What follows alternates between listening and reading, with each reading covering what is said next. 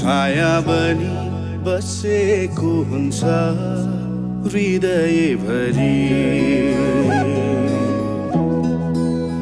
तिमी नै हौ मेरो चाह सर्वस्व, तिमी नै प्रिय। तिमीमै अडिएको छ यो जीवनको खुसी। पहिलो प्रेम भुल्न धेरै धेरै गाह्रो छ। दोस्रो तेस्रो या अन्तिम होस्, पहिलो भनेको पहिल्यै